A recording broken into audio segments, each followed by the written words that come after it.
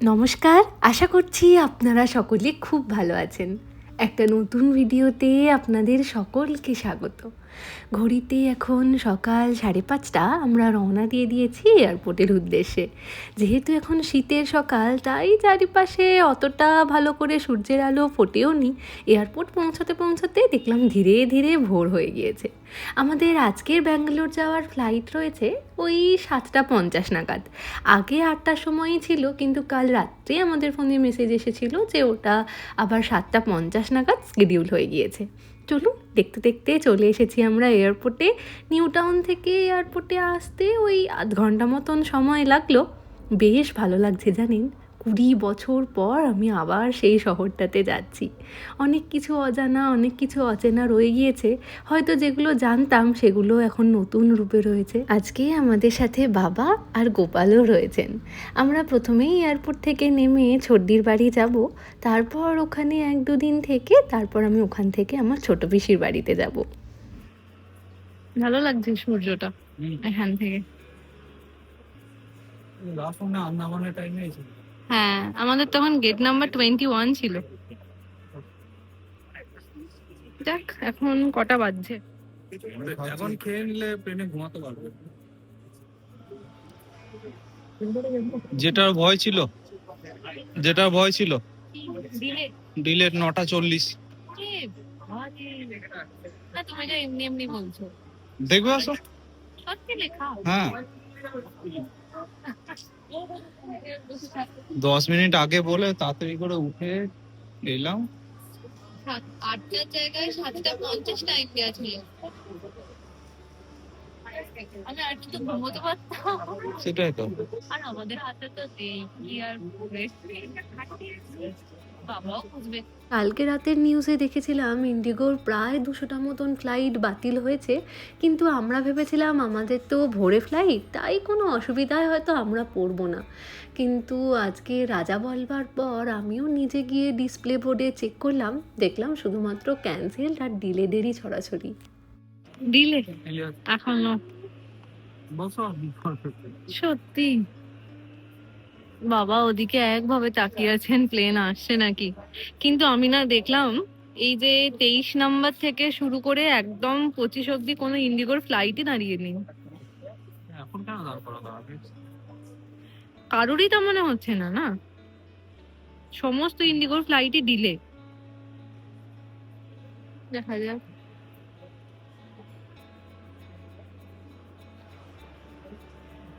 এতক্ষণে একটা প্লেনকে আমি দেখতে পেলাম। এতক্ষণে একটা প্লেন তাও এয়ার ইন্ডিয়া। বন্ধ না হয়ে যাবে সেটাই, এয়ারপোর্ট। কোথাও কিচ্ছু নেই। দেখো ইচ্ছা করে ডিলে করাচ্ছে। বাবা ওইদিকে বেচারা অপেক্ষা করে বসে আছেন কখন আসবে কখন উঠবেন, তাই সামনাসামনি বসেছেন, মনে হয় ঘুমিয়েই পড়লেন।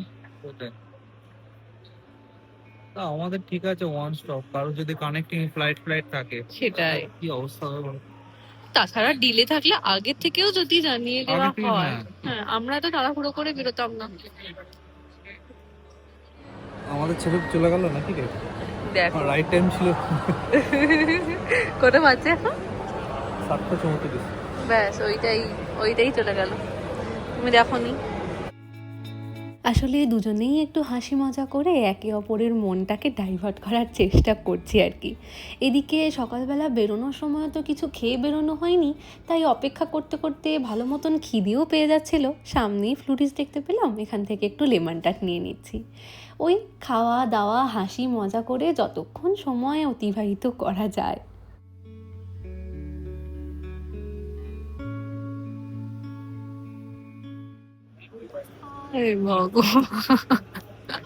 মানুষের জীবনে যখন কাজ না থাকে তখন মানুষ এমন করে, মানুষ এরকম করে টাইম পাস করে। চক্কর মারি দেখি টাইম পাস হয়ে গেছে। যা চলো এবার তোমার পালা।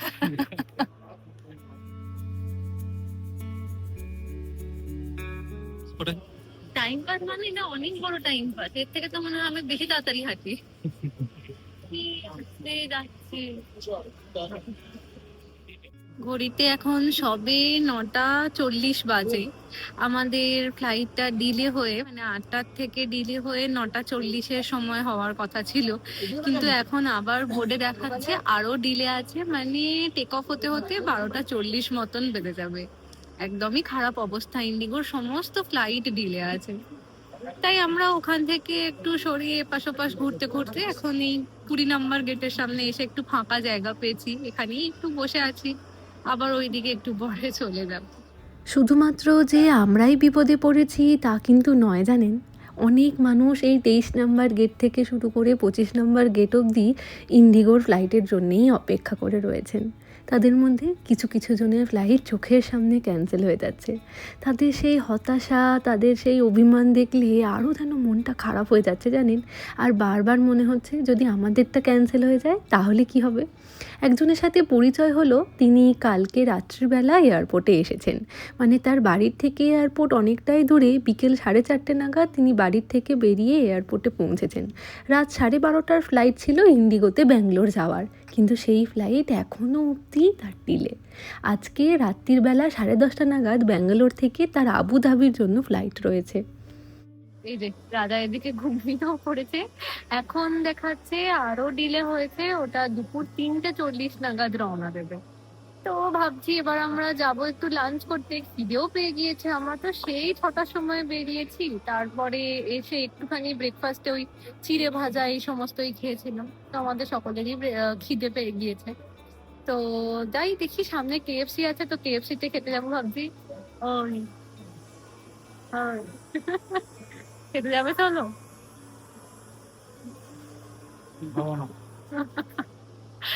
ট্রেন ডিলে হয়ে হয়ে ওর খাওয়ার ইচ্ছাও চলে গেছে, বেচারা মুডও হয়ে গেছে। আর এই এক্সপিরিয়েন্সটাও তো দরকার জীবনে, সব ধরনের এক্সপিরিয়েন্স হয়ে গেল তবেই তো একটা জার্নিকে তুমি মনে রাখবে। অলরেডি এক্সপিরিয়েন্স আছে, গোটা রাত আমি ব্যাঙ্গালোরে কাটিয়েছি ডিলে হলে। আচ্ছা, এবার পাক্কা মনে হচ্ছে 3:40-এই ছাড়বে, মানে টেক অফ করবে। চলো খাবে, চলো এটা বলো, তো কি বলো। বলো বাবা। চলুন যাই। আমরা নিয়েছি বার্গার, এখানে ফ্রেঞ্চ ফ্রাই, ওখানে কোল্ড ড্রিঙ্কস, আর বাবা খাচ্ছেন ইডলি। কেমন কেমন করেছে? লাঞ্চ করে বেরোনোর সময় দেখলাম এয়ারপোর্টে প্রচণ্ড গন্ডগোল বেঁধে গিয়েছে। আসলে ধীরে ধীরে যত বেলা বাড়ছে একটার পর একটা ইন্ডিগো ফ্লাইট ক্যান্সেল হতে থাকছে, সেই জন্য অনেক প্যাসেঞ্জার মেজাজও হারিয়ে ফেলছেন। কিন্তু এতে এয়ারপোর্টের যারা গ্রাউন্ড স্টাফেরা রয়েছেন তাদের হাতে তো কিছুই নেই বলুন, আমরা যেখানে ওনারাও সেখানে। একটা ইন্ডিগো এসেছে চোখের সামনে দেখতে পাচ্ছি, তবে সে চলে যাচ্ছে অনেকটা দূর। এইটাই এলো বুঝলে, ব্যাঙ্গালোর থেকে প্যাসেঞ্জার নিয়ে এটাই আমাদেরকে নিয়ে যাবে। হ্যাঁ, ব্যাঙ্গালোরের স্পিকারও লাগানো আছে। ও তা দেখতে পারলে, বুঝলে গো, ব্যাঙ্গালোরের স্টিকার। মজা করছো? হ্যাঁ বলো, মজা করছো? ব্যাঙ্গালোরের নিজস্ব স্টিকার আছে। কিরকম? কিরকম আছে, তুমি লিখে গুগলে লিখে দেখো, সার্চ করো। কি লিখবো? ব্যাঙ্গালোর ফ্ল্যাগ বলে সার্চ করো। আচ্ছা ঠিক আছে, আমি দেখছি। আমাদের আবার নতুন করে মেসেজ এলো রাজার ফোনে যে গেট নাম্বার চেঞ্জ হয়েছে, ওই যে 107 হয়েছে। আমরা উপরের তলায় ছিলাম 25 গেট নাম্বারে, ওখান থেকে 107 হয়েছে। আর চারপাশের অবস্থাটা দেখুন, কি হারে ভিড়। কাল রাত থেকে অনেক প্যাসেঞ্জার এখানেই রয়েছেন, বসে আছেন। ভীষণ ভিড় হয়েছে। সমস্ত গেট গুলোতে বোর্ডিং শুরু হবে হয়তো, লম্বা লাইন। আমাদের তো এখনো ডিলে, যাই হোক এখনো অব্দি 3:40-ই দেখাচ্ছে। দেখা যাক কি হয়।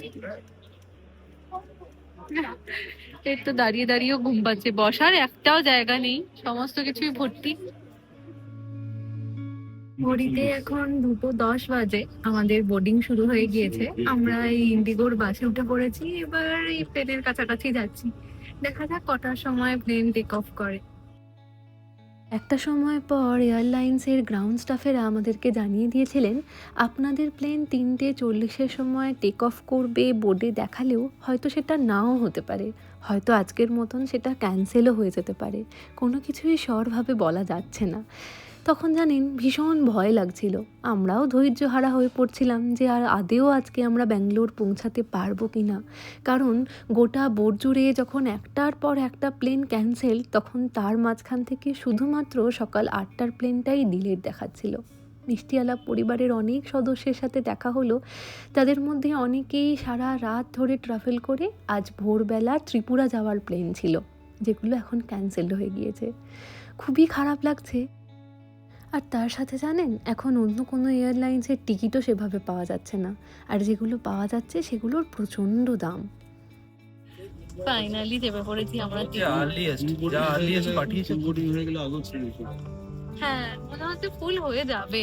এখন কটা বাজে? 2:06 দেখলাম। 2:30-এর মধ্যে টেক অফ করে, 2:12 মধ্যে টেক অফ করে যাক, তাহলেই ভালো। ভালো লাগছে আগে দুপুর 2টোর সময় আমাদের বোর্ডিং স্টার্ট হলেও সেই প্লেন টেক অফ হতে হতে 3:45 বেজে গেল। যাক, তবু শেষমেশ আমরা কলকাতা শহর ছাড়িয়ে পাড়ি দিলাম ব্যাঙ্গালোরের পথে। আর এদিকে রাজা আর বাবা দুজনেই ঘুমিয়ে পড়েছেন। বাবা এমনিতে অতটা কোথাও যেতে চান না, কারণ একটু খাওয়া দাওয়ার অসুবিধা হয়, অনেকক্ষণ জার্নি বাবা অতটা পছন্দ করেন না। কিন্তু ভাবুন, এইরকম হয়ে গেল, ভীষণ খারাপ লাগছে। এদিকে আমিও একটু ঘুমিয়ে নিচ্ছি শান্তিতে, যে শেষমেশ আমাদের সাথে গোপাল ছিল বলেই হয়তো আমরা ব্যাঙ্গালোরের পথে রওনা দিতে পারলাম। সকালবেলা সূর্যোদয় দেখতে দেখতে আমরা যেমন রওনা দিয়েছিলাম, তেমন ব্যাঙ্গালোর পৌঁছতে পৌঁছতে ধীরে ধীরে সূর্যাস্তও দেখে নিলাম। আজকে সারাটা দিন এয়ারপোর্টে বসেই আমাদের কেটে গেল।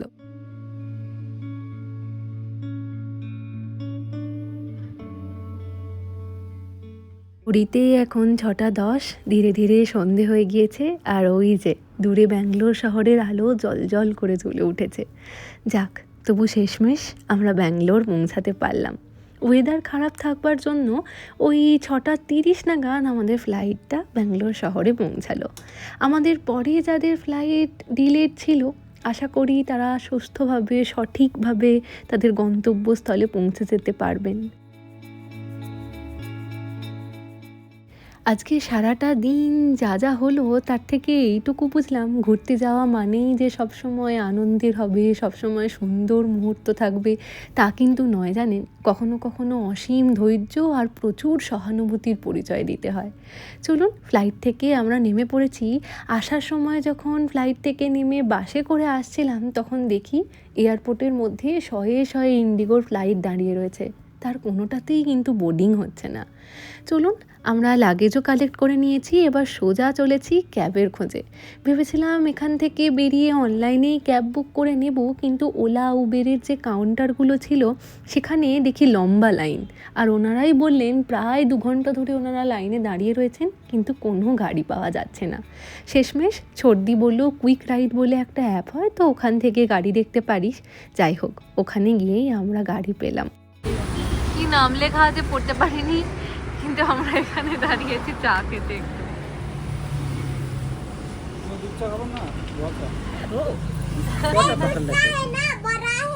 अच्छा अच्छा, उसका नाम क्या है? और इसका नाम? इसका नाम नहीं है। रद्दू। चले गया तो छोटा ना कुत्ता इधर रेडी से पकड़ देते, देती फोटो पकड़ लेते हैं। সবের মধ্যে এই ভালো যে আজকে আমরা রাস্তাতে কোনো রকমের ট্রাফিক জ্যাম পাইনি।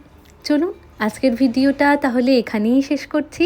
আজ তাহলে আসি, আবার আসবো নতুন একটা ভিডিও নিয়ে। ততক্ষণ সকলে সুস্থ থাকবেন, সচেতন থাকবেন, আর সকলের খেয়াল রাখবেন। ভালো লাগলে ভিডিওটাকে একটা লাইক করে চ্যানেলটাকে সাবস্ক্রাইব করতে পারেন।